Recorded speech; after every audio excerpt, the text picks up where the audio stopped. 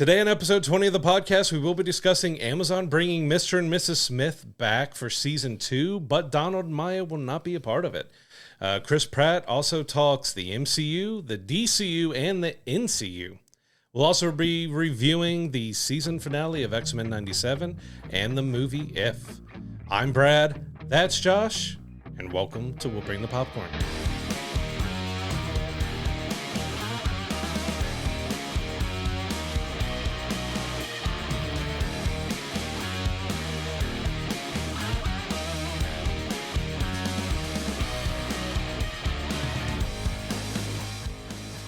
So there were a lot of upfronts this week that we want to dive into right off the bat here, starting with Amazon. So one of the big stories that's come out this week is Nicolas Cage has signed on to do Noir based on his character that he voiced for Spider-Man Into the Spider-Verse. It is going to be a TV series taking place in the 1930s. Very excited about that. Oh, yeah, so excited. I mean, having him come back, just famously doing the voice in the first Spider-Verse film, having him play in live action, getting him in a 1930s noir setting. I kept picturing like Sin City type of look to it. It needs to have that stylistic look and appearance to it, but I'm really excited to see what they do with this. Yeah, and if you go based on not only the comic book version of this character, but even like the way it was presented in the Spider-Verse films, like when he goes back to his time, it's black and white. There's a lot of the talking very cartoonishly like you're from that time. I don't know if it'll keep all of that necessarily, but I would love to see it like a black and white version of this character, like the entire series. Oh, yeah, I hope they go full in making it like it was filmed in the 1930s, like it's that period not only taking place but being filmed. Like I think you have to go all in on this character like that. Yeah, that character's got some pretty cool stories if you're familiar with the comic book arc that, It didn't have a significantly long run, but there were some fun stories that they told for it, so I'm excited to see what they make. Yep. Continuing on with Amazon, even before we got season 4 of The Boys, season 5 has been greenlit. This has been one of their most popular series since it came out. It's wild, crazy. I've loved every season of it so far. Season 4 is looking to be ridiculous as well. So, but that bodes well for it that they've already greenlit season 5 before we even see the current season. I love that, and it's one of, like you said, it's one of our favorite shows, and I'm very much looking forward to when season 4 finally drops in June. It's a show we both love. It is absolutely insane, bonkers, definitely not made for kids. It's very heavy on language, gore, violence, sexuality, all kinds of stuff that they get thrown in there. And it's just wild, crazy fun. And, I really enjoy the direction they've taken with it. I know you and I are both big fans of Gen V, the spinoff series that has even come out of it. I know they're actually just now starting to shoot season 2 of that as well. So good things on the horizon for the Boys franchise. For sure. Because we even saw some Gen V characters popping up in the trailer for season 4. So yeah, I'm really excited to see season 4 and moving on into season 5. But kind of going up next is kind of one of the weirder stories we've got out of the upfronts is that Amazon has brought Mr. and Mrs. Smith back for season 2, but we've learned that Donald Glover and Maya Erskine will not be back for it. Yeah, that's a little confusing because we've talked about the show here back in the archives. You can go check that out. We really enjoyed that first season, and we really connected with the characters that they had, but they did kind of leave it up in the air. Did they actually make it out of that house at the end of the season? They left it ambiguous, but it seems like they're quick to move on from both of them, so we don't know at this point. Is it going to be a one-season arc for each set of agents at this point, or is there something that we're not necessarily privy to information-wise as to why they're not coming back, why they're moving to another group? But it was definitely odd because, like you said, they did such a good job of making us care about these characters by the end of the season, and you were rooting for them to be successful and see what kind of hijinks they could get up to next. But now we're not going to get it. It kind of sucks, man. Yeah, because really the only thing we got was some rumblings among fans thinking that he's going on tour with Childish Gambino for like 4 to 6 months or longer, that maybe that just didn't align and they wanted to push forward with it. But we'll see if we end up hearing exactly what happened and why they're not coming back, or if that was their plan. They're just going to do a new couple, a new Mr. and Mrs. Smith every single season, which could be fun, but it's also hard if you leave on a cliffhanger or you get really connected to these characters, just like, all right, we're just moving on. Yeah, it's kind of jarring. It's a little unfortunate, but I'll definitely check out the next season when they go. When it comes out, and as we get more information, obviously we'll share that as well. But I'm a little disappointed just because, like you said, we got super attached to these two. Donald Glover is a brilliant actor as well. Maya Eskren did a fantastic job in this season too. So it's a little bit of a bummer that they're not coming back, but we'll see who they get for the next season and what kind of story they're going to tell for that. Yeah, because I wasn't really sure about them doing this series because the movie was fun, silly, over the top. You had Angelina and Brad Pitt and everything, and you rebooted it with Donald and Maya, and like, okay, we'll see how this goes. And they won me over. Like, what really got me really into that show was that dynamic that they had together. So it is kind of sad to see that they're not returning. For sure. And, like I said, we'll see what happens with the next season when it comes out. Yep. Speaking of returning, though, Jake Gyllenhaal will be returning for Roadhouse 2 at Amazon. It did gangbusters for him for streaming. I think one of their highest streaming or the highest streamed movie on their service. So they're moving full steam ahead into a sequel. Yeah, I mean, that's not surprising given how successful it was. I still haven't checked it out yet. It's on my short list of things to watch next, but very, very mixed reactions. A lot more leaning towards the negative maybe, but the fact that so many people watched it, it's going to be another one, whether you're ready for it or not, but it's going to get made, and we're going to get it. I enjoyed it enough. It wasn't perfect or great, but it was worth a watch. But I still have that love for the original, which itself wasn't great, but that connection with Patrick Swayze and everything else, it just had that classic that there's just those films that stick with you that you saw in, that are younger ages. Sounds so old right now, but, it sticks with you. So it was decent. But I'll be curious to see how they move forward with doing a second one. Yeah, I'll definitely check that out and form my own opinion for sure. Another thing that came out of the Amazon upfronts was we finally got some news about the Legally Blonde TV show. It appears that it's going to take place with Elle Woods as a high schooler, so it's going to lean more towards the teen aspect of Elle Woods before she, goes on to college and becomes the lawyer that she becomes.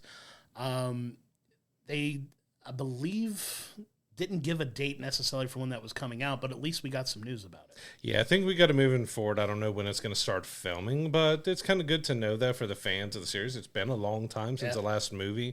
Reese is involved, so we weren't sure if she was going to be returning or not, because there still is that long-standing Legally Blonde 3 movie that's been talked about for a while. We still don't know if we're going to get that or not, but at least you're back in the universe. You love those movies and stuff. They were silly, fun movies that really helped skyrocket her even more. Like she was going up then, but those movies were a big hit for her. And it also spun off into a very successful Broadway play as well, because the Legally Blonde musical is done amazing as a touring musical as well. So, the property is still very popular, and fans of that, I'm sure, are going to be excited to see that when it comes out for sure. But a total 180 from Legally Blonde is they also announced a live-action Tomb Raider series, which is exciting as well. Phoebe Waller-Bridge is set to write and executive produce the show, which is exciting. I love her and her work. But no word on what she's doing as far as maybe in front of the camera. It may be all behind camera on this, but we don't have any official Lara Croft news either. Yeah, Tomb Raider's kind of been in that limbo because we got the kind of rebooted movie. Of course, we got the Angelina Jolie's, and now we got one that was more based around the latest video games that went younger, went a little darker with Laura, which I really love the games. And the movie wasn't bad. I would have loved to seen what they could have done with a sequel there to really get more connected to what the video games were doing with Rise of the Tomb Raider and all that, to really get that grittier, darker Laura in there. But maybe we'll get that with the series now. We'll see. I know those are games I love as well, and it's been a bit of a mixed bag as far as live action adaptation, but I'm excited to see what they can do with it for sure. Yeah. So we had Chris Pratt talking about the Super Mario Brothers 2 movie, which I'm not sure how far away we're from actually getting like voice recording and stuff going. They've got to be working on it. It was the most profitable film of last year, beat Barbie just by a little bit. He's talked that this next one is going to set up the NCU, the Nintendo Cinematic Universe. And so he loves his cinematic universes. He loves getting involved in them, that's for sure. But Yeah, I'm excited for the next one. I really loved, this last Mario Brothers movie. I know everybody was kind of like, is it going to be any decent? And then it wound up making a ton of money and was wildly successful. I think even beyond anything anybody would have pictured for that type of film, because it grossed over $1 billion, which is there was so much talk about it before. Chris Pratt is Mario. Yeah, he doesn't his have the Mario believable voice. accent. Like, what's going? It was fantastic. Yeah, I've really enjoyed it as well. But yeah, you talk about being in the MCU and the DCU and as in the NCU. I know we've talked about the Legend of Zelda movie that could possibly be intertwined in that as well. If you want to talk about full Nintendo integration, I'm curious to see, because that's live action and the Super Mario Brothers movie was animated. So will that be connected or not? It could be. You never know, but we'll see what properties they wind up putting together for that. Because, I mean, it can go in a lot of different directions, but it seems to be excitingly setting up some stuff potentially for that. I know Chris Pratt has also talked about, his roles coming up. Like, I know he mentioned with Star-Lord that he's mentioned that he'd be open to coming back for that, even though James Gunn is in the DCU. And obviously with his relationship with James Gunn, there's a very strong possibility he could be in the DCU as well. So yeah, Chris Pratt in the NCU, MCU, and DCU. He already did the Jurassic World cinematic universe. So he continues to be in everything. He loves getting in those franchises. I'll tell you that. Hey, but you know what? They've all been successful. So who are we to question anything he's doing right now? I'm excited to check out Garfield too. I expect Garfield to make some good money too. I expect that too, because it looks like a really fun family movie too. So good on him, man. He's killing it as far as projects he attaches himself to. Yeah, because I think I first saw him in Everwood. Yeah. And then, of course, Parks and Rec, he was fantastic in and just exploded from there. Yeah, just an incredible run he's been on. So, kudos to him for sure. Moving into a brand new film that's been announced, Mahershala Ali and Tom Hardy have been signed on to star in a film called 77 Blackout. It's going to be directed by Cary Fukunaga. It is basically a crime thriller about, the city that never sleeps losing power and is plunged into chaos and lawlessness. It sounds like a pretty fun premise for a film. Great, light family film. You know, take the kids, have a lot of fun. No. No, I mean, it sounds good, but it is definitely going to be a dark movie that's, both of them are fantastic actors. I'm ready to see him as Blade. Like, please get him filming Blade already. Yeah, it sounds like a good premise for a film. Both are fantastic actors, like you said, but it's a pretty cool project, an original project that they sound like they're signing on to work on, and I'm very excited to see that when that comes out for sure. Another project that I'm excited to check out is that a Christopher Lee documentary is in the works. So it says it's going to explore a lot of his life before acting, which includes his time during World War II, tracking down Nazi war criminals after the war. And if you don't know much about his life, I mean, he lived into his, mid-90s? Yeah, he did long life. Heavy metal music. He was, of course, in the Lord of the Rings and the Star Wars prequels. Like, he's been in, I forget the number of movies, like hundreds of films through his lifetime. And, of course, he just had that iconic voice to him and just that the look, the stature, everything. Like, he was a guy who was seemingly bigger than life for being a tall but smaller statured guy. You want to talk about living your life to the fullest? Like, that man served in the military. He made a ton of films. He made a metal record, which is insane. Go check that out. Obviously, most people remember him as Saruman from the Lord of the Rings films. That was probably easily his biggest role of his entire career, and he did that in his 70s. Like, that's not insignificant, you know what I mean? Like the man lived an unbelievable life. So I'm very excited about this, this documentary that's going to be made about, his life, and just to put it all into one thing to check out. And just the man was fascinating, because if you do any research you can on the man, and you'll see what I mean. Like the guy lived a life. Yeah, I can't wait to see what they put into this and what stories are able to tell through everything that he lived through. Yeah, he is not dull at all when it comes to his life and what he went through. Yeah, very, very, very excited for that. One of the things we've talked about kind of ad nauseum lately, just to completely pivot into a different subject, though, we're talking about these streaming services bundling together, right? So we had another one that was announced today. It was kind of interesting because it's multiple companies coming together to put a bundle package together for Peacock, Apple TV Plus, and Netflix. So 3 completely different companies are coming together for like a bundle service that the way they announced it is going to be at a vastly reduced price, and I have no idea what that means. Yeah, because to corporate might be $1, $2 off. Like, right? What are we really going to see? And is it just allowing you to you're going to have 3 separate subscriptions just at the bundle price, kind of like ESPN Plus, Disney Plus, and Hulu and stuff does? But it is curious to have that, to have these different companies coming together between Apple TV Plus, Peacock, and Netflix, bundling them together. It feels like we're really getting into a new era of streaming, because they're all looking at different ways of getting live sports and getting different content on their streaming platforms. We got Disney Plus doing channels and ESPN coming to it. Like, they're really looking to see how they can change the streaming services, but a lot of it is kind of going back to cable, because cable, get your regular channels and regular service, and you can bundle all the other, Showtime and Cinemax and HBO and bundle all that. It does feel like we're kind of going back to more of a cable-like system. Yeah, it very much feels like that. And I know we've talked about it a lot on here, but it's very topical because it's still like evolving. We have another story we're going to talk about later with more bundling and more companies coming and working together and putting something out there. That one seems a little bit more streamlined through potentially one service based on it, but like it felt weird because, like you said, there are 3 different companies that are offering a bundled package for their own, but it says at a vastly reduced discount. So what? I want to say just an average account for each of these amounts to what, $30 a month maybe? What are you going to get it for, $25 a month instead or something? Like what's that going to? I'm guessing they have the cuts be evened out between the 3 services. It's and weird how it's all coming together. Like it feels off if they're not like conglomerating into one giant thing, but it sounds like it's a bundle package because kind of like these other companies have their own bundles for individual services. Like we talked about, Disney with Disney, Hulu, ESPN Plus, all bundling together, but it's under the same umbrella. These are 3 completely different companies. Like, how does this even come to be?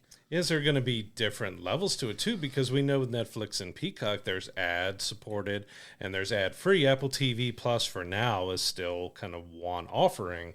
Are you going to have to pick and choose to see which one you want, and you're going to have some varying in that? Because, of course, they're going to advertise the very cheapest package is what you'll get it at, but then you go to look for all the ad-free, and like, wait, this is like $10 more than your...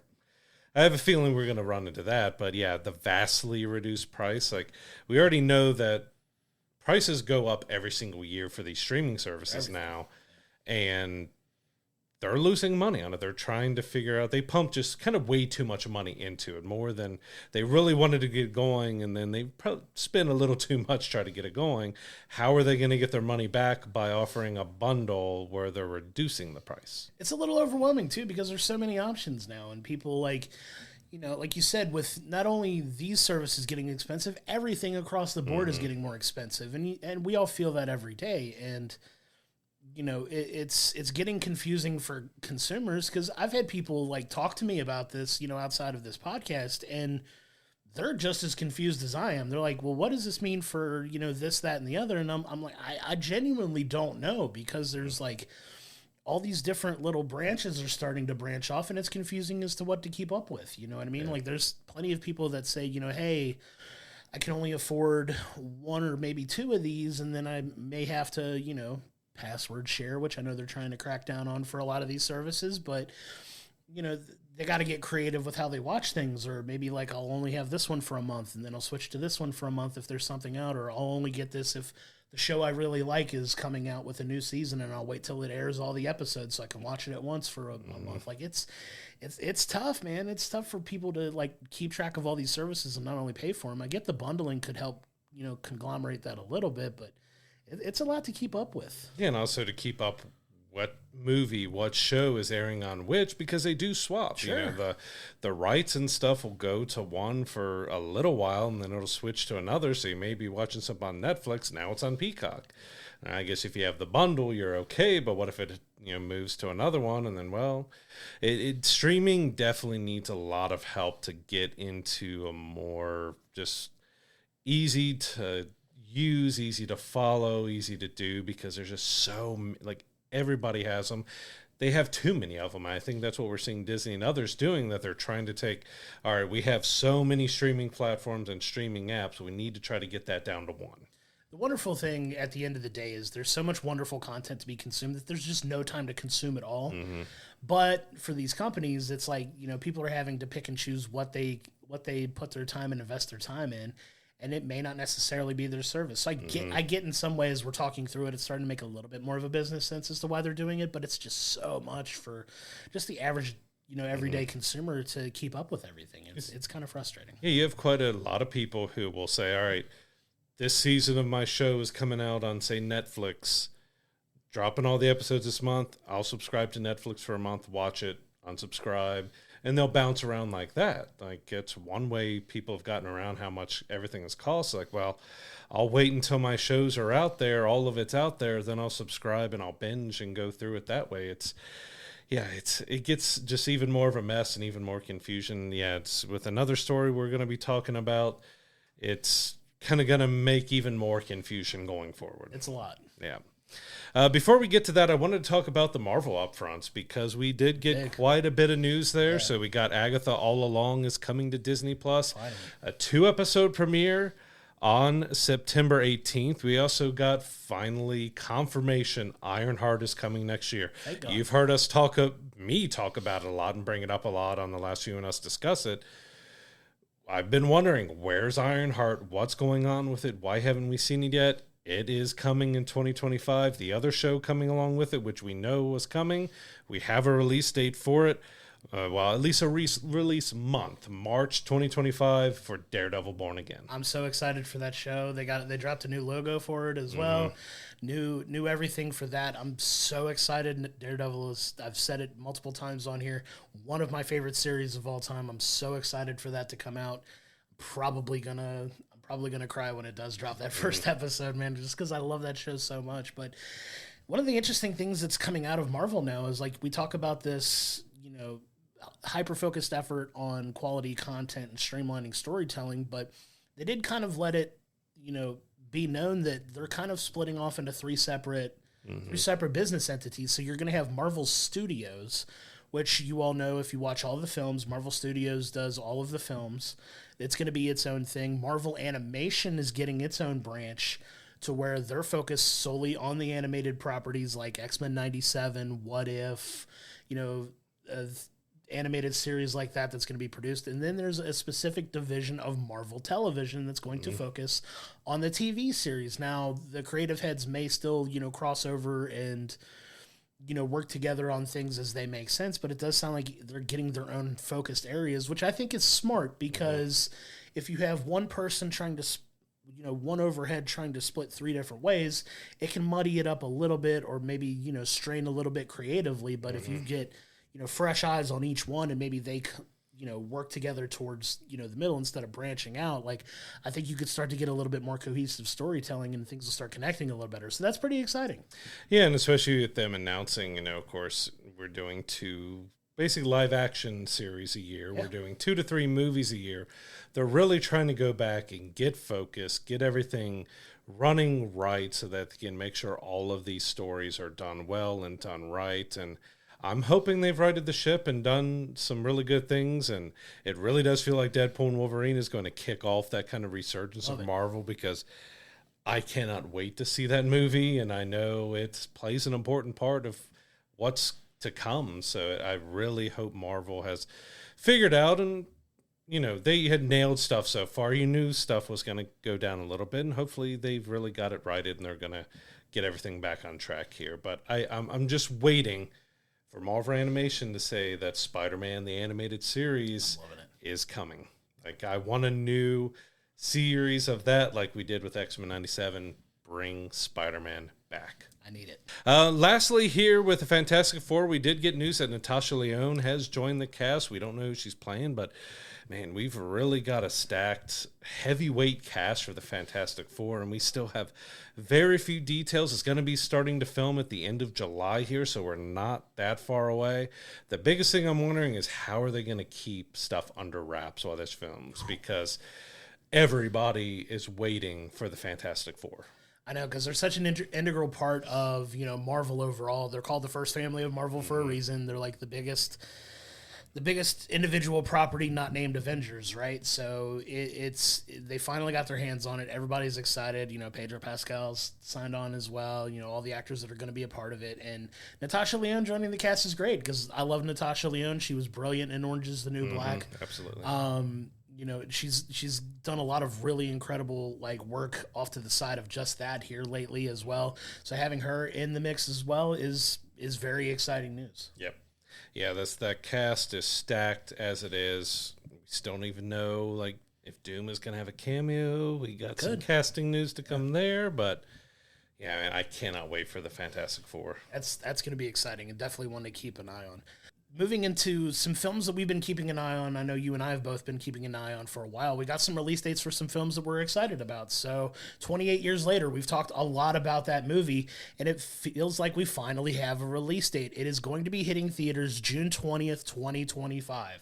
It's going to be a crazy summer next year. Oh, man, it's shaping up very nicely. It's going to be wild, so looking forward to checking that one out as well. We also got news that Mortal Kombat 2, that's been in the works, has got a release date of October 24th, 2025, so a little bit later in the fall of next year. That's exciting.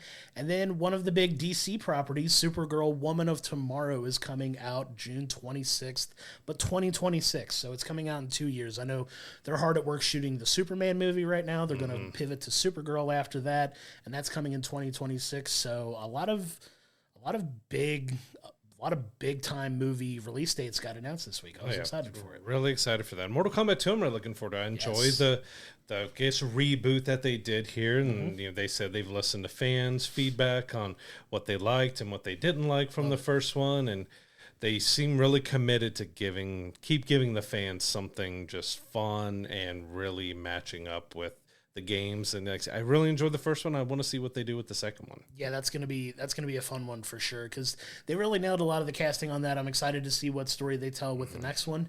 But visually, it was a beautiful film. I know, the previous ones, the first one that they tried to make was pretty solid, and then it just kind of derailed after that. But the reboot they just did, we were pleasantly surprised with how good it was, and I'm excited to see the next one. Yep.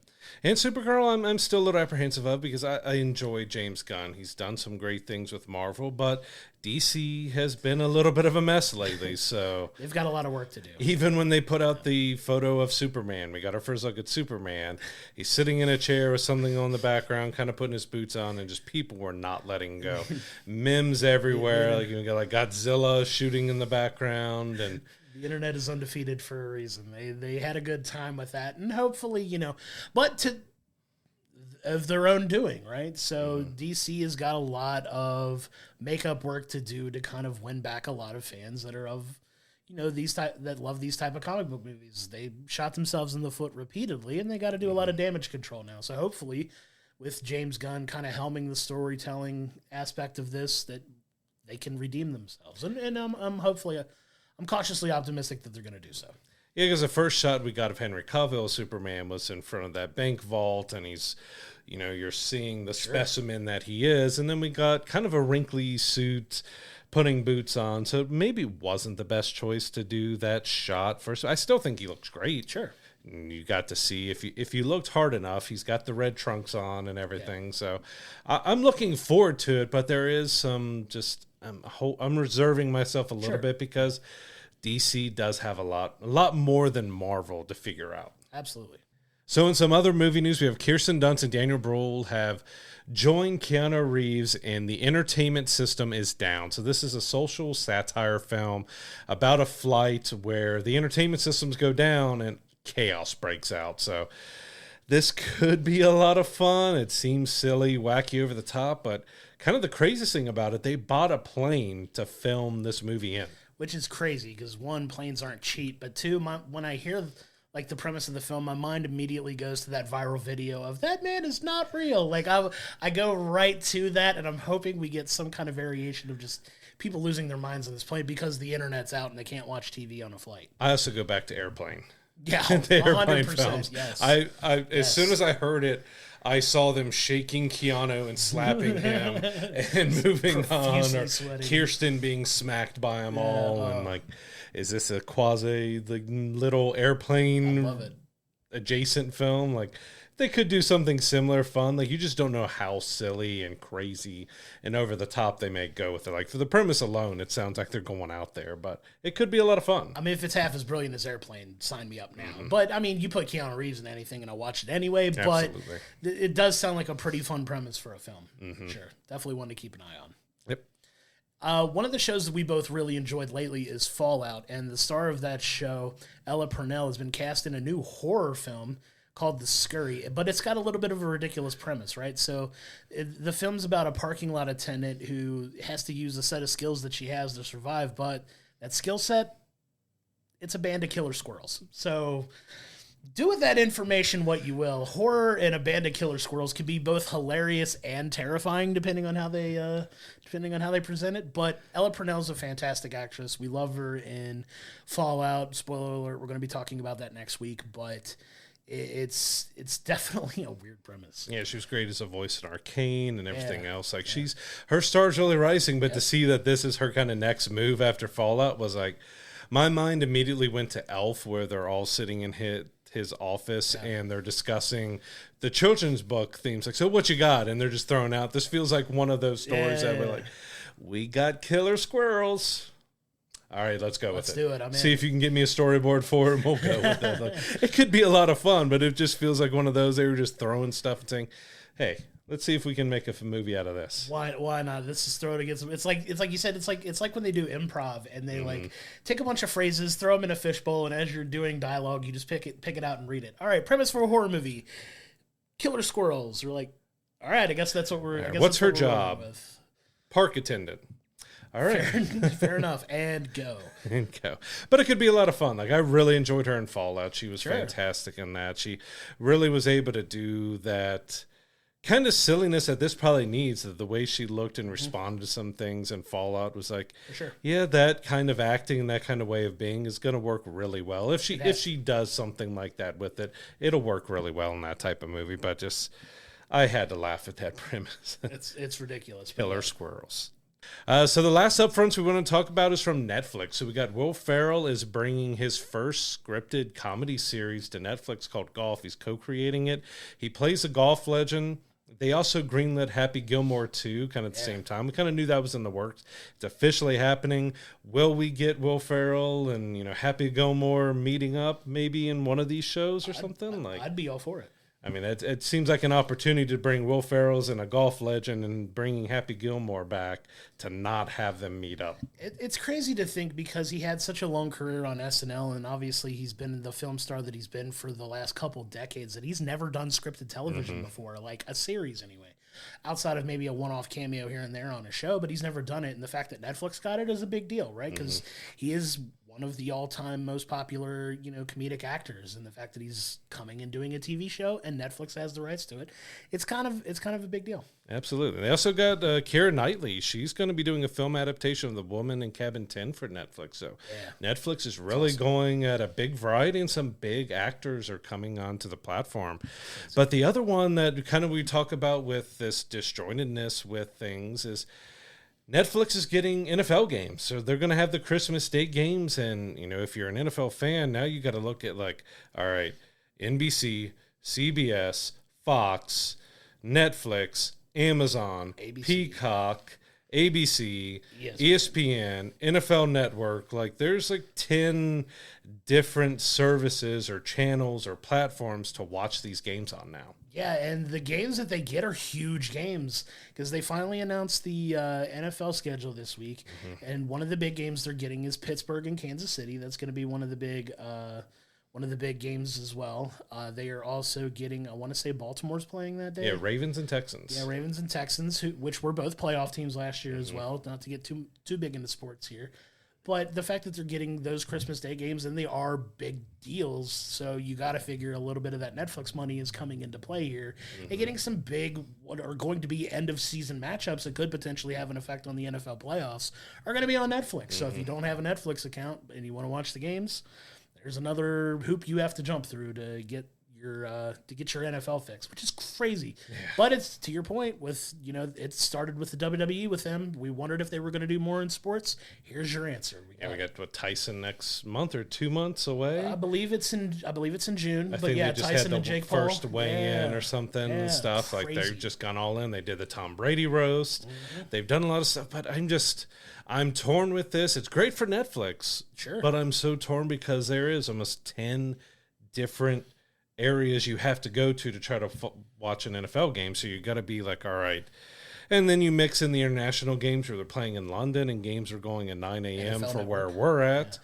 Yeah. It's like, okay, most games 1, 4, or late at night. Well, we got 9 a.m. and, which network is that on and where am I watching it and what day of the week? Because we're going to have Saturday games and Sunday games and Mondays and Thursday and Friday. It's like, it's just becoming crazy to even follow your own sports. It's just, where do I watch them? Where's my team playing this week?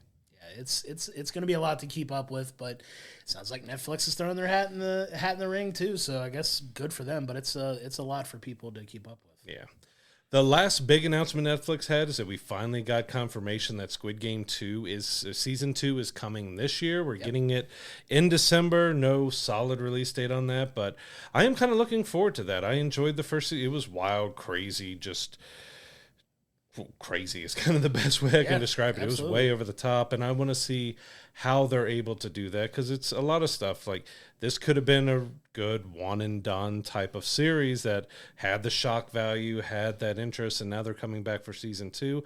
I'm hoping it can kind of live up to what the first season did. It probably won't just because of how huge everything got with that, but I hope it's a decent enough season 2. I think it'll do surprisingly well. That was lightning in a bottle with that show because it came out, I think, at the perfect time at the height of the pandemic. So many people were at home looking for stuff to watch, and it blew up. Like, it was insane. Like, I remember people talking about it, and I hadn't seen it yet, and they were like, "You got to watch the Squid Games. It's absolutely insane." Everyone was talking about it. Everybody was talking about it, and I finally watched it, and I got what the hype was about because it's a lot of fun. It's a good watch. You know what I mean? I really enjoyed it, and looking forward to season 2 as well. And I can imagine it's going to do really well as well. Really ratings-wise, it's going to do really well. I just hope season-wise and story-wise that they were able to turn out something really, because we haven't seen anything on it. Like, I assume it got filmed last year or early this year, or it's still early in the year, but it had to be filmed last year, and we haven't seen a thing on it. Yeah, they've kept it under wraps pretty well, and it's exciting. You're finally getting it. It's going to be at the end of the year, and it's definitely one that a lot of people are going to be tuning in for. Yeah, Netflix has a lot to look forward to, but I still don't know how I feel about them having NFL, but we'll move on from that. It's happening whether we wanted to or not, unfortunately. Yep. But one thing that we both love is the John Wick franchise. John Wick has announced another spinoff film that they seem to be branching out a lot of these. This is one I'm very excited about because I didn't know we were going to actually get this, but one of my favorite characters in the recent ones is Donnie Yen's character Kane is getting his own John Wick spinoff film. So there's an exciting announcement coming out for that, and I couldn't be happier. Donnie Yen was amazing as Kane. He did such a good job in that movie. So yeah, I'm so interested to see what they do. I would assume we're, of course, getting kind of a prequel or something like that, but it was an interesting character. He played it so well. Fantastic. And played it off so good. He's incredible.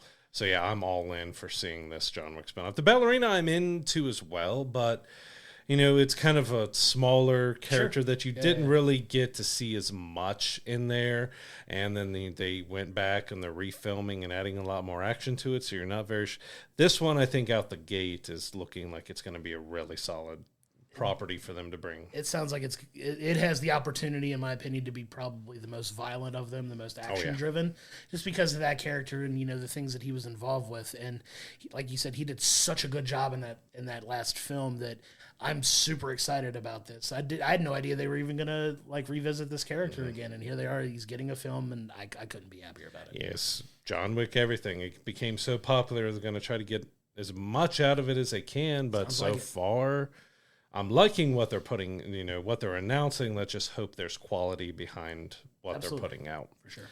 We're going to wrap things up with talking about kind of the last streaming bundle that just came out not too long before we started recording here that they announced is that We've kind of talked about in the past that Fox, Warner Brothers, and Disney were going to do a joint sports service. We now have a name for it. It's called Venue Sports, which very generic. It's kind of a generic name, but it's going to have ESPN, TNT, and Fox Sports together in that service. But this is also another, like, well, you're going to watch ESPN on ESPN Plus, or you're going to watch it on cable, or you're going to watch it on Disney Plus, or you're going to watch it on Venue, and same thing for Fox and TNT. Like, we're getting all these bundles, but then it's adding stuff. So are we going to start getting exclusive stuff from ESPN that's only on Venue, or stuff that's only exclusive to Disney Plus, and we get even more fragmentation? Like, well, did you watch this on ESPN? Well, which ESPN? Yeah, I mean, I get the need for this in some sense, because I know a lot of people are, will only watch TNT because the NBA is on there, or will only watch Fox Sports because they have hockey or college basketball or whoever, whatever sports they're carrying as well, and they want like something specific sports-wise. This at least sounds, trying to give them a little bit of credit for this, it sounds like it's something that's going to be streamlined through one app, and it's just available for all of these networks on one app, as opposed to like things that are being bundled together, but you have to go to 3 separate places to watch it. It seems like it's all going to be funneled through at least the same application. So I kind of get it. Like I said, it's got a very generic Venue Sports. Like, okay, like, did it take somebody 10 seconds to come up with the name for it? Good for you. But at least it feels like it's going to be consolidated into one service. So you can be like, okay, I can watch ESPN here. But to your point, it's another thing we have to pay for. Is it going to, what's the value in it other than maybe just one-stop shopping for these 3 things? Are you going to get anything exclusive for it? Is it going to be something you have to go out of your way to watch if you want to watch X, Y, or Z? And that's something to keep an eye on, because we don't know that yet, but at least we got this coming out of it, I guess. Yeah, and that's the same point to where, so say you're an ESPN Plus subscriber. Are you going to get a discount? Will that get you anything included through Venue? Like, what does that mean for the ESPN Plus service? Is that kind of being, are all these, wherever they're streamed through Max or whatever else, are we still going to have it everywhere else? Or, I imagine, but because what would be the purpose of ESPN Plus then? If you're getting ESPN here, are you going to have exclusive ESPN? It to me adds more questions than answers on all of this, because there are other exclusive streaming platforms for this content, and now they're being brought together in a single app, but then we don't know what that means for the other apps. I can guarantee you these companies that if they can get your money 3 different ways, they will try to get your money 3 different ways. Oh, yeah. Like, if you're going to bundle this together because you just want access to TNT and Fox Sports and already have ESPN, guess what? You're paying for ESPN twice. And ESPN's saying thank you for your money. When do we get the ESPN 8 The Ocho subscription out? I've been waiting for it. ESPN Plus, if you actually dive into it, does have some pretty weird stuff on it. So you you go down a rabbit hole, you can find some stuff. I still love seeing ESPN 8 The Ocho popping up on stuff where it either comes from cornhole or just different weird, odd sports that you're not used to seeing. Like, we play cornhole a lot here, but seeing it done professionally is like, okay. But I like the competitive tag. That's one of my favorite things, is just running through these just like jungle, like running. It's like you were chasing your friends around the jungle gym as a kid, and like, playing tag at the park, and now it's like a competitive thing. They've got some ridiculous. It's athletic as heck. Yeah, like it's crazy. It's fun to watch, but I'm like, wow, they actually like made a sport out of this. It's cool. Like, I'm not belittling it at all. It's just crazy that I turned on and just watched these guys run around like, hey, tag, you're it. You know what I mean? Like, yeah. It's wild that it got put together. But as we mentioned, could that programming only be on one part of ESPN? Is this going to be fragmented, that you get one part of ESPN here, another part on here, another part on here, and then you need 5 subscriptions just to watch all the ESPN content? I'm sure if they could find a way, they would probably do it. Hopefully we get some answers to see exactly what's going on with this, with the ESPN Plus, with the Disney integration, because, now we're talking about ESPN at least 3 different ways. Yeah, it's crazy. It's just so much to keep track of. Well, now we want to move on into our television review of the week. We're finally here, episode 10 of X-Men 97, the season finale, Tolerance is Extinction, part 3. So we're here. We're at the end of this amazing first season, and it doesn't let up at all. There is so much emotional complexity in this episode, a lot of action, a lot of incredible dialogue. The dialogue in this episode is unbelievable. Probably just dialogue alone, my favorite episode of the season, just because there's so much happening and so much going on that they do a really, really good job of moving the story to a point that makes sense, and it sets up what we know is going to be multiple seasons of this show with a pretty crazy ending. Yeah, and what we will, again, preface this with, there's going to be a lot of spoiler talk. It's a season finale. There's a ton of stuff that happened, a ton of stuff that it sets up. We've got to be able to talk about everything. So if you haven't watched it yet, come back to us after you've watched it, because we don't want to spoil anything for you, because it's worth getting, that first look at all of it. But we basically picked up right where part 2 ended. We've got Wolverine is a bit bandaged up, but he seems to be hanging on in there. Magneto is still hanging in, but Professor X has trapped him in his own mind, and we've got some great talking points between them two inside his mind, and we just get Professor who says, if you won't do it, I'm going to take over your mind, and I'll fix things. And he does. He forces Magneto to kind of, I guess, reverse his EMP on the planet and brought the power back, but that was just skimming the surface of what we were going to see out of this episode. Well, yeah, I mean, we can kind of break this down arc by arc, because there are multiple threads in this episode that, that they navigate, and one of them is this psychic connection between, Professor Xavier and Magneto. Obviously, they're longtime friends. Stubborn as Charles is, he's trying to make Magneto see the error in his ways of, maybe destroying the Earth isn't the best idea. I mean, who'd have thought? Shocker. But, they go through this incredible, psychological evaluation of Magneto here. And, Charles basically trying to convince him, hey, people are worth saving. We understand you went through this incredible tragedy as a youth where your family was taken by Nazis and, killed in the Holocaust and things like that, and it shaped your view on humanity for the rest of your life, and understandably so. But, he has this deep-seated distrust for human beings not accepting mutants, and a lot of the ways through this, even this season, he's proven to be right. Magneto was right is a tagline from a previous episode, but, Charles at this point is trying to still compel to his, hey, he makes a really beautiful analogy here. It says, something along the lines of, I'm going to butcher the wording because I won't get it right, but, just because you don't resemble each other doesn't mean you're not family. What I mean? Family can mean multiple different things, and we can be that family for you, that's worth fighting and worth saving. And they go through this beautiful, just rush of getting him to let go of that anger and still, focus on, creating a future that works with both mutants and humans living harmoniously. And, by the end of the episode, Magneto kind of snaps out of it and, processes his emotions and his anger and his things, and he kind of gets on the same page by the end of the episode, which is wild. And it was just a beautifully told story.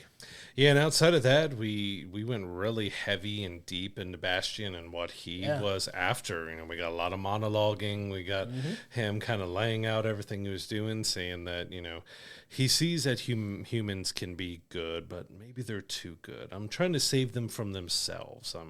A lot of, not only the way Bastion talked, but a lot of the ideology and everything else that was talked about reminded me so much of Ultron, 100%. Especially James Spader's Ultron and Age of Ultron. Definitely really felt like we had a mix of Ultron and Bastion here together, and got a scene I was kind of expecting, but I was so happy to see that, he's sitting here talking to all of them, he's got them all captured and telling Beast and them, if my mother would have thought differently or didn't distrust the professor as much, I might have been one of you tied up right here. And we kind of get that, that if, his mother took him to Charles, but she had this distrust, and he could have been one of the first X-Men. But, coming out of the water when he's, in the middle of his talking and everything's going, we have Jean as the Phoenix rising out of the water. Such beautiful animation. Love the look of it, but just Jean, you're not gone. Right. Yeah. And we get this incredible villain monologue, as you say. Very, very stereotypical villain. Like, while I've got you, I'm going to tell you my grand plan and why I'm doing what I'm doing, justifying all of my actions. Yeah.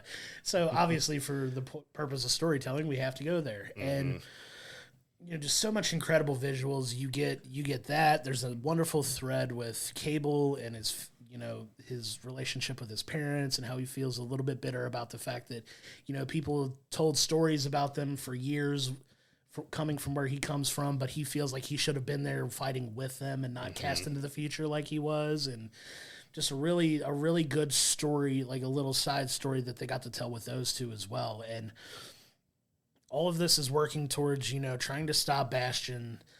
There's a very cool scene with Cable as well, where he's trying to go after Bastion, and Bastion rips his arm off, his metallic arm, and absorbs it to create like this.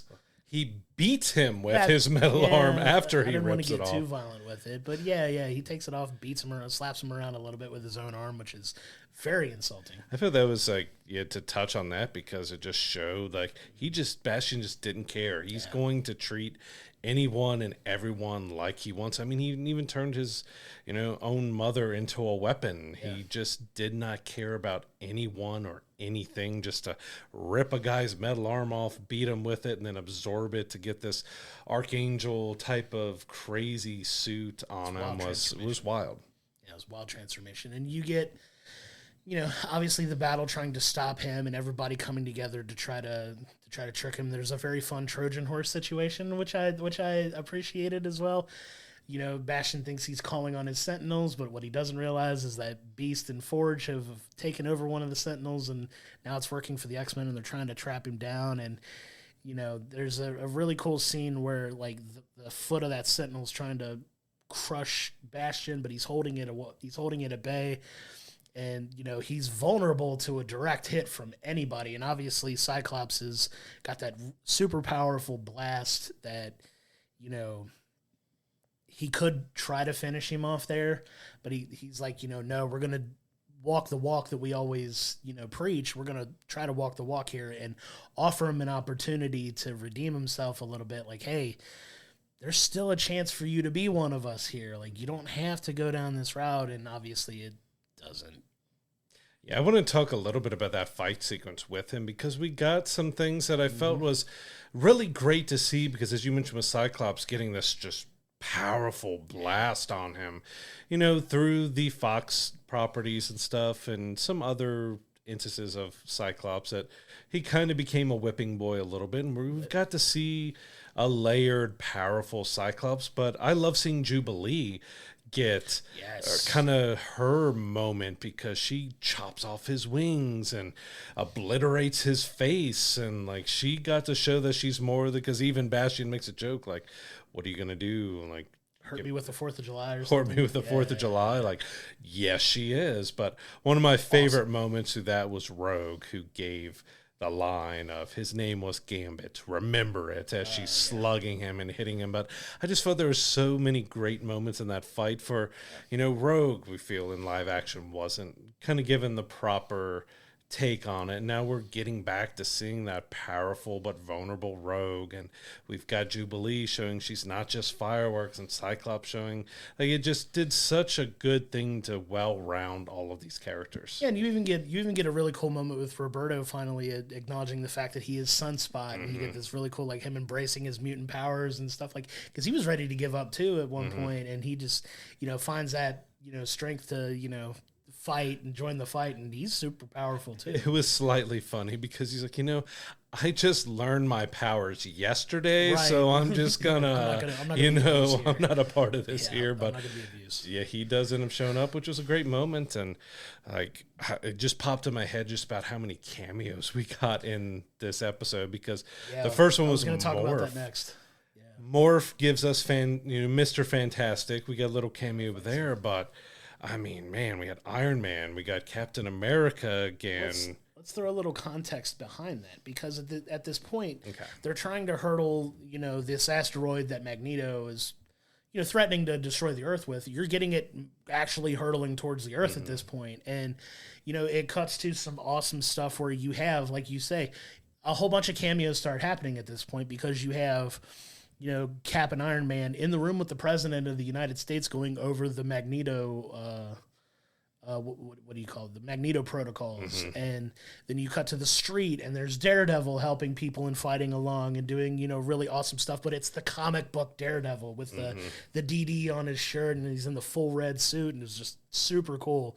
But then you have things like Doctor Strange in the hospital performing surgery, but he's doing it as a sorcerer with like all the spells and stuff, like just really cool stuff and just so many awesome cameos. Yeah, we got the animated series Spider-Man in the last episode. Well, now we got Peter and Mary Jane looking at a TV screen in this episode. So yeah, there were so many, like as the war for the world is being raged on Asteroid M, they gave a good look at people on the ground and what they're doing, even like Mega Red and Silver Samurai and Black Panther, even having a speaking part for Black Panther was great to see, and having him talking to the president on what he thinks. Like so many great nods to other Marvel characters, but I also love the Iron Man suit was the 90s Iron Man suit. They didn't do the modern version of it. Like it was a classic Iron Man suit. The all yellow body with the red trim instead of the other way around. I thought that was really neat too. But yeah, you get all these incredible cameos too that aren't just like, oh hey, they're here, but they don't really do a ton outside of like it's a cool moment, but hey, it's like, hey, we get to see all of these things. And it works to the point where you get this conclusion to this battle with Bastion where, at this point, Magneto snaps out of it. It looks like Bastion may win. The asteroid looks like it's going to hit the Earth. They're ready. The Magneto protocols do get invoked. There's missiles that attack the asteroid that are attempting to blow it up out of the air, and it's unsuccessful. So the asteroid's still looking, and at that point, everybody's ready to give up. Magneto snaps out of it and is like, all right, I'm here. I'm all in. I'm ready. He picks this thing up and raises it back into the atmosphere at this point to, get it out of harm's way and stop it from hurting the Earth. And you get this insane explosion and everything disappears. It's like, yep. Okay, did they all die? Well, yeah, because on this asteroid, you have all of the X-Men and, all of the ones that are involved in the battle, at least, are all there. And it explodes, and you're like, what happened? So you're all left in shock. Well, then you get an appearance from a character we've been talking about this entire time. Where has this character been? It's 6 months later. Right. Cut to. Yeah. So you cut to 6 months later. It's assumed that the X-Men are missing, presumed dead, presumed gone. You cut to Forge working on a board with everybody's faces, just kind of resigning to the fact that all of these people are gone. But very Days of Future Past board. Very much a Days of Future's Past board. And in walks Bishop, who has been conspicuous by his absence this entire time. We're ready for him to make this grand entrance, and we get Bishop walking in like, hey, Forge, how's it going? I'm like, where have you been? It's like 6 months, X-Men are gone, the world was almost blown up. Like, hey, Forge, how you doing? Hey, guys, where has this guy been the entire time? You ready to go save him? Like, what? He's like, what are you talking about? And he kind of lets the cat out of the bag here. They're not gone. They're just scattered throughout time and space. And not the same time and space. Right. Some are in the past, some are in the future. Yeah, so we get the first cut at the end of the episode is to the past. So we get half of the group. I believe it's, Beast, Magneto, Xavier. I want to say it's Cyclops and Jean. No, Cyclops and Jean was with they were in the future. Yeah. So in the past, it was the other half of the group, and they wind up in ancient Egypt.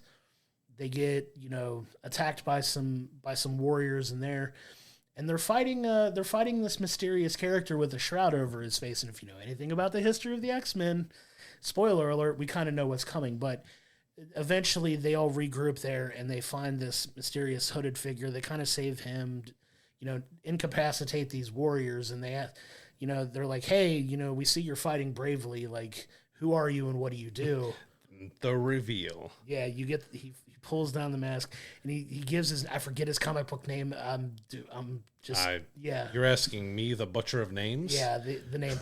But it's Apocalypse. Yep. So they find Apocalypse, who is the original mutant in ancient Egypt, and That's insane because you get obviously the first reveal of Ancient Apocalypse. We were wondering where the next season's going to go, who's going to be the big bad. Well, guess what? Apocalypse is here. So. Yeah, because if you remember the original animated series, they have done the Apocalypse storylines a couple times. It was only an episode or two. Right. You know, it was very condensed, but that they're going back to Apocalypse now definitely seems very interesting that they've brought him in, which I absolutely love. But on the other side, with the rest of the group, with Jean and Cyclops and them, they're kind of this tribe lost within them in the future. And, you know, a young boy comes walking up and they say, "Hey, Nathan, come."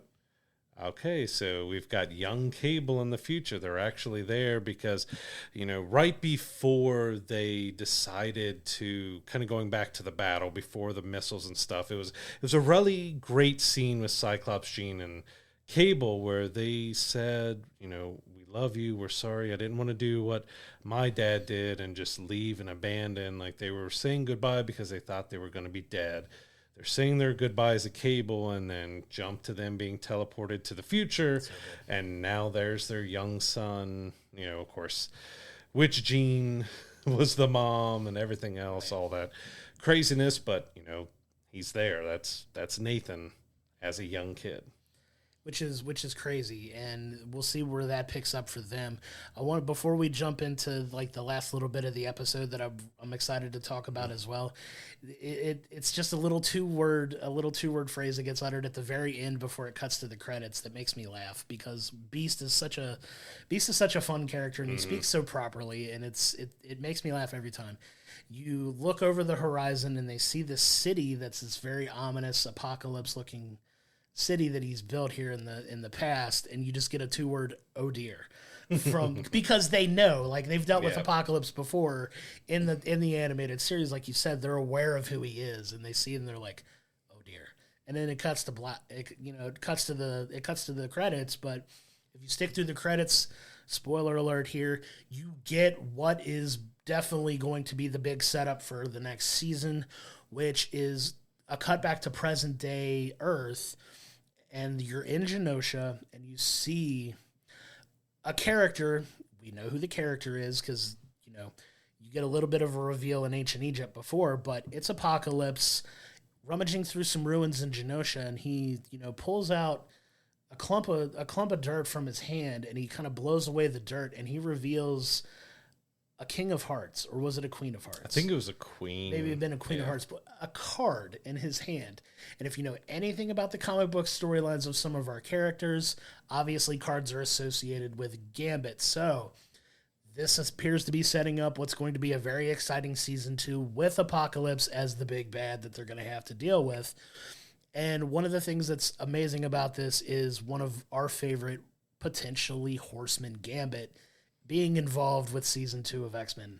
Yeah, get Gambit back as Dark Gambit as a Horseman of the Apocalypse is going to be wild and crazy. I'm ready to see what they do with Rogue with that because that was very heavy with them on that type of story because you know, he's going to be trying to kill her and not recognize her and seeing if we are able to get our regular Gambit back. Because as we've mentioned, Gambit and Rogue are two of my favorite X-Men characters of all time, because of the animated series. And so that's why I remember it. Episode 5 wrecked me with Gambit going and everything we've seen Rogue go through now. And then, well, he's not quite back. And maybe we did get a little foreshadowing of that when Professor X had that vision where we saw Gambit go to the skeleton and bones. We thought maybe, that's because he's dead, or maybe it's because he's rising again as Dark Gambit, the Horseman of the Apocalypse. And yeah, I'm curious to see where they go with this because, as I mentioned, they've done the Horseman and the Apocalypse storyline in the original animated series, but it was only an episode or two. So if this kind of expands a full season, I think that's going to be so much better for that overall storyline with Apocalypse and let it build and go. But please give me season 2 right now. Like, I'm ready for it. I want it. This series was so amazing. I loved everything they did with it. They brought it back, paying homage to what was there before, to the 90s, to the comic books. I just felt like they did such an incredible job. It's so good. I can't do it justice enough. We've tried to explain the episode as best we can, but it still doesn't do it justice to actually have to go and watch it because it's so beautifully told.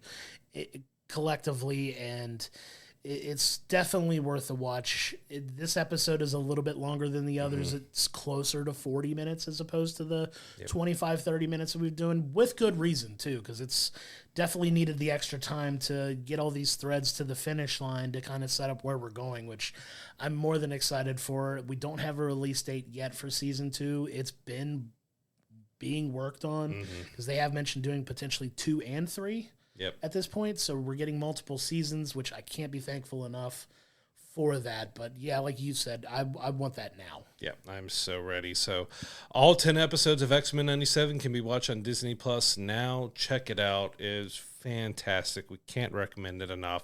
Even if you weren't a fan of the original 90s, or if you weren't alive for the original 90s animated series, give it a go, because it really told a great, well-rounded, dramatic, funny, action-packed story that deserves to be seen. Yeah, and you do not have to have seen the originals to know or to even jump on and be on board. I've talked to some people that have watched it that did not get a chance to watch it, and they're hooked on it just as much as we are. So that speaks to the power of the stories that they're telling, and we're pretty excited Moving into our film review of this week, we watched If. So this is John Krasinski's imaginary friend tale with, you've got huge cast of guest stars with the voices and everything. Like, so many different people were part of this movie, but I've got to admit, this movie caught me off guard. It was not exactly what I was expecting from it, because it hit at a much deeper, emotional, kind of heartfelt level that I just wasn't really prepared for. So If follows the story of Bee and her dad, and about kind of what they've gone through in life. So there's been some tragedy that's happened. He's having a surgery that he needs to have done, so she's spending some time with her grandma. But spending time with her grandma kind of opened up some things from her youth that she had forgotten about. You know, she's 12 years old now. She kind of feels, because of all those tragedies, that she's grown up now. She's not a kid. She's a grown-up. But we go on this kind of amazing adventure with her as she kind of re-looks back at childhood and imagination and growing up too fast. And like, there's more levels to this movie than I was really expecting. Yeah, and I want to give some flowers to the girl that plays Bee. It's Kaylee Fleming. So if you've watched anything Kaylee Fleming's been in, she's most probably popular for starring as Judith in the Walking Dead series. Fantastic young actress. She does an incredible job in this. Absolutely. Just, dealing with a lot of the emotionally complex stories that they're trying to tell here. These emotionally complex, feelings and thoughts, and, just dealing with tragedy. And, like you said, she's trying to grow up feels like she's grown up more than she has, but she finds a little bit of a purpose here. So she, discovers these imaginary friend characters that are, out and about looking to reconnect or find a new kid before they're forgotten about and gone, right? So she finds this purpose. She teams up. She finds Ryan Reynolds as well. And, she teams up with him to try to find either new homes for these characters or, reconnect with their original, kids who are adults now that may have forgotten about them. And it's a really well told story about, even like as an adult, not losing that inner kid in you, and kind of like, that you don't have to forget about that part of yourself. We're so conditioned to always look forward and not look back and reflect as much. And, things that we experienced as a kid that shaped who we are as adults, and it's such a well-told story. And I know, like, it deals with grief and it deals with loss in ways that we didn't expect. I know, speaking personally, Brad and I have both, lost our fathers. So this hit a little bit closer to us. I'll be the first to admit, I got super emotional in one scene in particular at the hospital, and it kind of took me by surprise because I wasn't expecting to feel that way about this. I was expecting it to be more of and it is. It very much is a lighthearted, like, campy kid's tale with some fun jokes and some things like that. But it hits on some more serious subjects too that I think adults will appreciate. Yeah, and as a girl dad too, that got me a lot, because I know John Krasinski's a girl dad, and that's very I can tell that completely through everything this movie, that he's telling this story from perspective of a girl dad. And yeah, back to Kaylee's, like, she was amazing. She showed so much sweetness and so much just playfulness, but also that serious grown-upness. And yeah, the particular hospital scene, which we don't want to spoil too much of, because we want you to go see it. Like, it's so very much worth going and seeing in theaters with your kids, but it might be a bit emotional. My girls got emotional watching and stuff too, but like, she just blew me away with what she was, the simplest things and the fun she was having with the imaginary friends. Like, she took us on this roller coaster, and you could just see that in her face and her eyes, and like it was fun, but yeah, it hit with that emotional weight that really got my girls crying. All of us just kind of worked up because we just weren't expecting the depth and heart and everything that was the underlying current of this movie. Like, you didn't really see that, probably for a good reason. They wanted to be, more of showing the fun, whimsical stuff, and not as much as the hard-hitting stuff. And I think that's a benefit of the movie, because it does catch you off guard in a good way, that you're really feeling for these imaginary friends. You're really feeling for B. You're feeling for kind of all of them, and it was so well done. Like, don't get us wrong by what we're saying. It is very much at its heart a comedy in a lot of ways, but comedy with heart and a power, and a positive message too. Like, it is funny. Ryan Reynolds does his job in this film very well. Ryan Reynolds, I felt, in a lot of ways, took a backseat in this film, because it's a lot about the young girl, and she kind of holds her own and kind of is front and center in this film for good reason. And Ryan Reynolds plays his role incredibly well. There's some things that you find out about Ryan Reynolds by the end of the film that was a very sweet surprise as well, that I found to be very heartening as well. And it touched my heart when, it happened, and it kind of wound up going a little bit the way I expected. There is a fair amount of predictability for this film, which there's supposed to be. It's not supposed to like catch you too off guard, but I was a little caught off guard at the same time. Like, it was a really fun family story that, we talk about some of the emotional complexity to it may not necessarily be picked up too well by younger kids. Like, say, up to a certain age, it may go a little over their head, but the parents...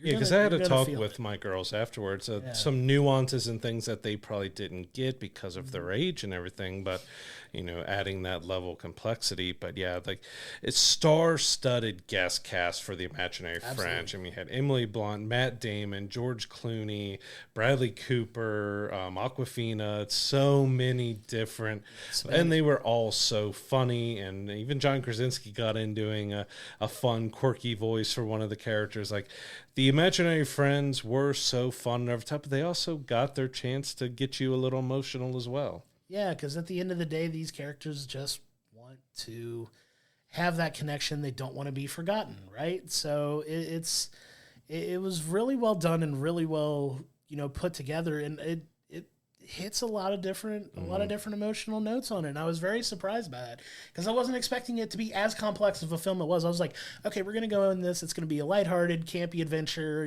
have some laughs, a PG Ryan Reynolds, which is still very funny.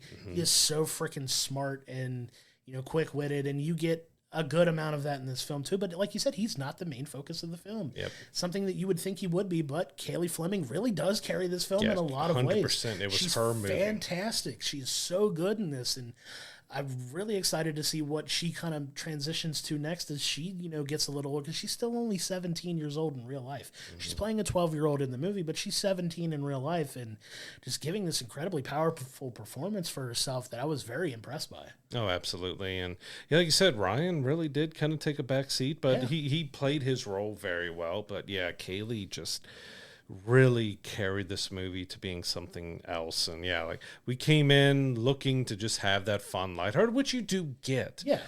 But I mean, there is this undercurrent with the emotion and everything else you get through. And John Krasinski, does have a role in the movie, which is really fun, and he gets to be goofy, but also a little serious. But he's, there's a purpose to what and how he acts, which is really important to the story and everything. And yeah, we even get, so pay attention to the credits after the movie rolls, because, you know, there is an if in the movie named Keith, but he's an invisible if. Like, what kind of kid would have an invisible if? Check the credits for who plays Keith. That's all I want. I don't want to spoil it. Just check the credits to who plays Keith. You'll crack up, and if you know the reason why we crack up seeing it, please let us know in the comments on the video, because it's hilarious. And when I saw it on the credit screen, I was like, of course it was. Yeah. Of course it was this person. We really want to see how many people got that joke and everything. So yeah, please come to this Discord, to the comments. Let us know if you got that joke that they threw in there, and it had me. After it kind of got you with the emotions at the end, to have that laugh for those who understood the reference and everything else, just like, yeah, ended it on such a great note. Chef's kiss for sure, because it was definitely a great moment to end the film on. But that is If, starring Ryan Reynolds and Kaylee Fleming and John Krasinski. It is in theaters now. We cannot recommend it enough. It is a great, great family film for you to... honestly, I think it's a great family film for you to not only go watch, but to have a conversation about with your kids afterwards, no matter what age they are, because I really feel like a good pocket for kids to really get this film would probably be from like 12 to 14 to 15. Yep, your preteens. Yeah, and preteens everything. And early teens, I think, would really, really enjoy this and like feel a little bit represented in this film, as, you know, they're trying to work from holding on to still being a kid to wanting to mature as fast as possible.